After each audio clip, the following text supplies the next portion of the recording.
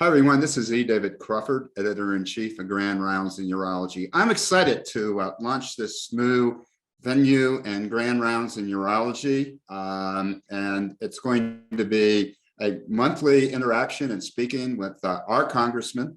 As a urologist, we have two of them. We're very fortunate, Greg Murphy and Neil Dunn. Greg has agreed to meet with us maybe once every month to talk about contemporary topics and things happening in Congress and our country above and beyond medicine and so forth.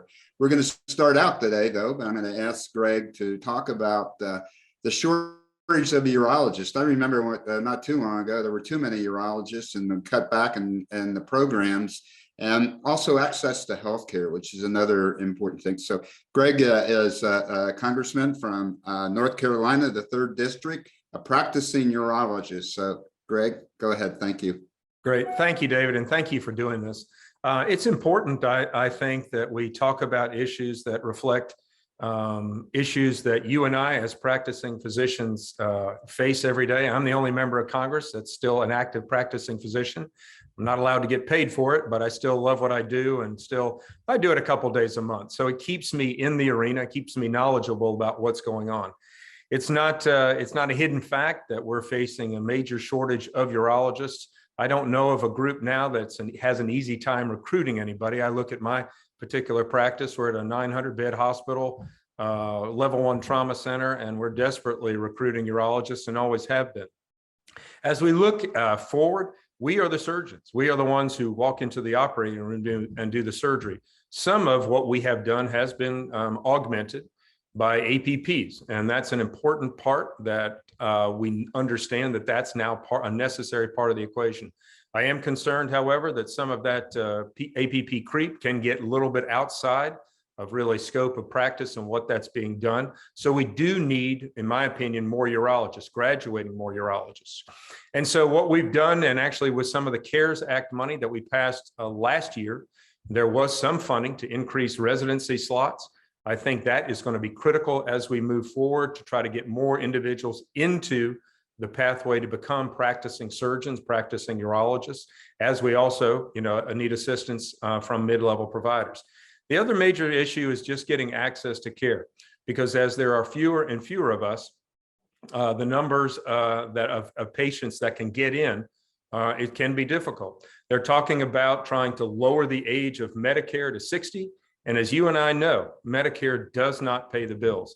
I personally am adamantly against that. I actually think we need to raise the age rather than decrease the age, because what's going to happen is we're going to actually have to limit our Medicare patients, because it will bankrupt practices, it will bankrupt hospitals. And so that's one of the discussions that's going on. We need to finance things. We need to keep our practices viable. We're having good initiatives that did, if you look at some of the silver linings that did come out of the pandemic, was telehealth.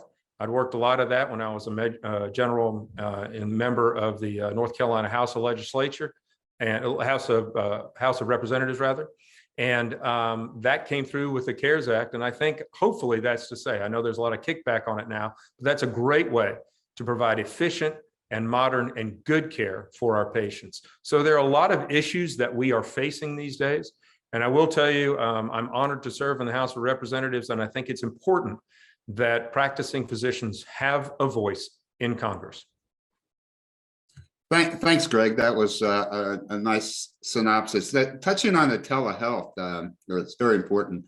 That sort of bridged the difficulties we had with seeing patients, and we've done a lot on telehealth and telemedicine and Grand Rounds. And Neil Baum, who I'm sure you know, is the real expert in that. He was saying that probably 50% of urology that we do can be done with telemedicine, telehealth. Do you agree with that? I don't know. It just depends. Maybe overall, my particular practice, I don't know, just because we have our particular practice is much more surgically oriented than just the average general urology practice, but a large number of issues, just regular PSA checks once a year, some of the other things, by all means, could be done by telehealth. So is Congress going to get involved with this? I mean, and I talked to Neil a little bit about this. The issue is is that if I'm in Colorado right now, which I am, and then I worked in San Diego at UC San Diego and so forth, and I see a patient from Arizona and do a telehealth visit, theoretically, that is not kosher to do that. And there are some legal implications, and our university has sort of put up a roadblock. How are we going to get around that? Well, it's going to be having to convince individual state boards to allow interstate licenses, because that's the biggest thing. I look at North Carolina, they don't accept licenses from out of state. You have to get a North Carolina license. And until each individuals will come up and agree to have an interstate pact, this is what's going to be very difficult about having out-of-state telehealth. But so also, I would guess that insurance companies and malpractice would be an issue too, right?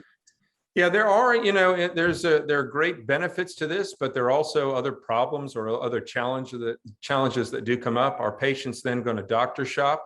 Or are they going to just find a doctor that gives them what they want rather than what they really, truly deserve? It goes along with opioids and some other things that go with that. Are you doctor shopping? So there are challenges that go with it. I think it'd be much smarter and more intelligent, really, in my opinion, to start small, move within your communities and kind of move outward. When I see patients, they can come from 2 hours north, 2 hours south. And if you go out east, out to the coast, sometimes it's 5 or 6 hours if they have to take a ferry or something to come all the way in. Those individuals could be very well treated with telehealth. Now, whether I need to treat somebody in Michigan, or as you said, you need to treat somebody in California or something, I think that's an issue I think that we hopefully could put a little bit on the back burner and let us get the mechanics solved first. Great. Greg, thanks. It's always a pleasure talking to you, and look forward to our conversation next month. You have a great weekend. Thank you. Thank you.